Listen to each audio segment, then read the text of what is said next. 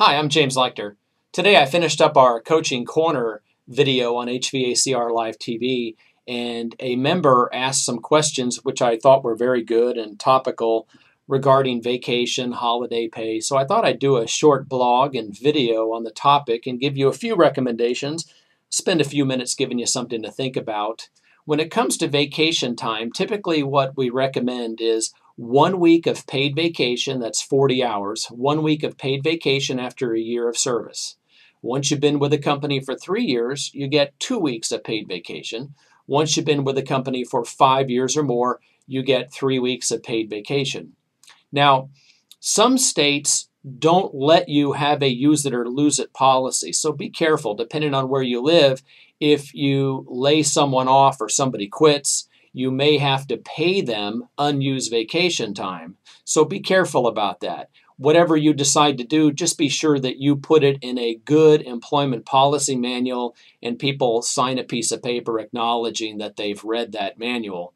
Now, let's talk a little bit about time off, paid time off. I believe that contractors should pay for all major holidays, and I think also you should give people some personal time. Say 5 days a year personal time. What is personal time? That would be used for sick time. That would be used to take a half a day off to go re-register the plates on your car, to do your driver's license, to go to the kids' school and meet with disgruntled teachers.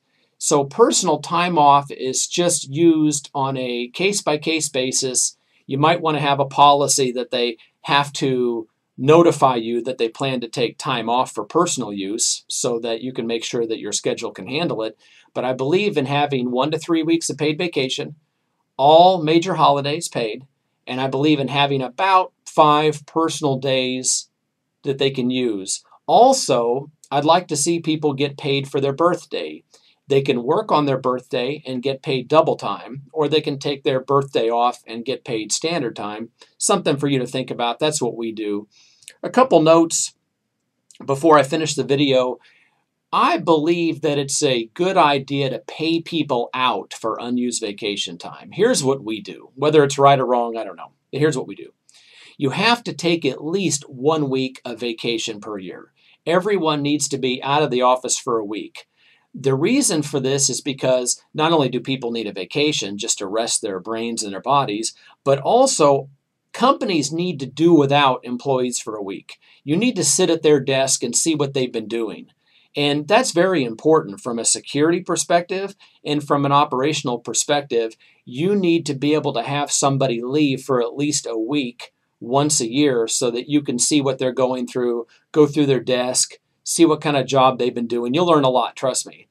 But after that 1 week, you might consider paying them off at the end of each year, and that could be your annual bonus. So it could serve as a bit of an annual bonus. So what we do here is we make sure that you take at least a week off every year, and then whatever unused time you have, you're allowed to get paid that unused time. You might want to have a policy that says vacation time will not roll over from 1 year to the next. The reason why I don't like that is because that's a huge contingent liability. If people start accumulating lots and lots of hours of vacation, pretty soon you have this huge liability that should be on your balance sheet, and you don't want that. And speaking of liabilities and balance sheets, for those of you who want to get into a little better accounting, I'd like to see unused vacation time and other time off is a liability on a balance sheet, especially vacation time. It makes more sense. And we don't have to get into the accounting here. You probably don't want me to. But at least have unused vacation time is a liability on your balance sheet so that that way you can keep track of what that expense is and you won't forget about it. Finally, when it comes to vacation time, don't let people take time off during the busy season. So in other words, if you're an HVAC contractor especially, establish a no vacation zone. Maybe that's June, July, and August. Depends on what part of the country you're in, but you get my idea. You want to have a certain period of time that people aren't allowed to take a vacation just because the company needs everybody possible to run service calls, sales calls, installation. So hopefully that'll give you something to think about. We'll write more about this topic in the future. but I hope that's helpful. Thank you.